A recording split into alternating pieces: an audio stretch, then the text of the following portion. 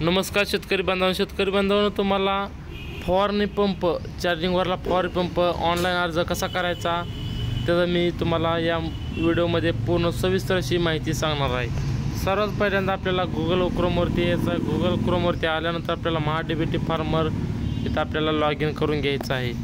तर मित्रांनो, इथं लॉग इन करून घेतल्यानंतर आपल्याला इथं आधार नंबर आणि किंवा त्याचा युजर आय डी पासवर्ड इथं टाकून घ्यायचं। इथं आपल्याला युजर आय डी आपण इथं टाकणार आहे। युजर आय डीने आपण लॉग इन करूयात। युजर आय डी टाकल्यानंतर त्याचा पासवर्ड टाकायचा, त्यानंतर खाली कॅप्चाला टाकून लॉग इन इथं करायचं। तर मित्रांनो, इथं आपण इथं captcha user I D password टाकलेला आहे, त्यानंतर लॉग इन आपल्याला करायचं आहे। इथं लॉग इन केल्यानंतर इथं आपल्याला अर्ज करा अशा बाबी दाखवल्या जाईल।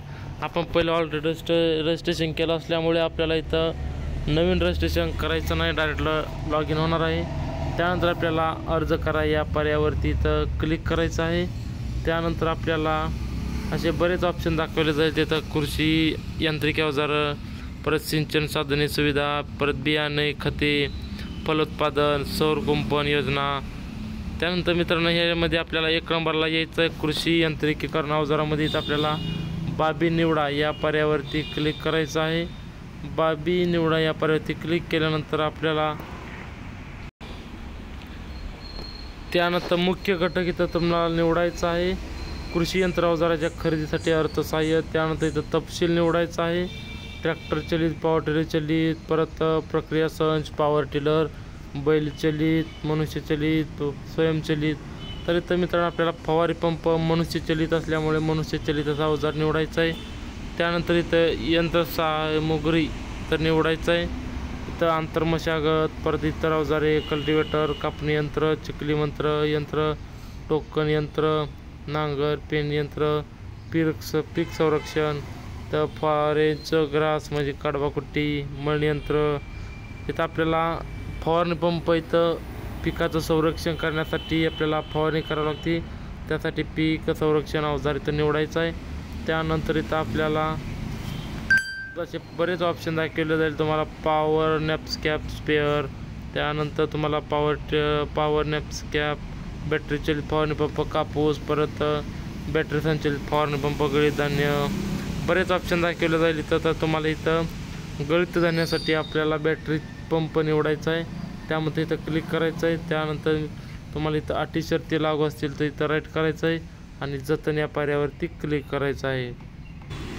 जतन या पर्यायावरती क्लिक केल्यानंतर मित्रांनो, इथं मनुष्य चलित अवजार इथं तुम्हाला खाली दाखवलं जाईल।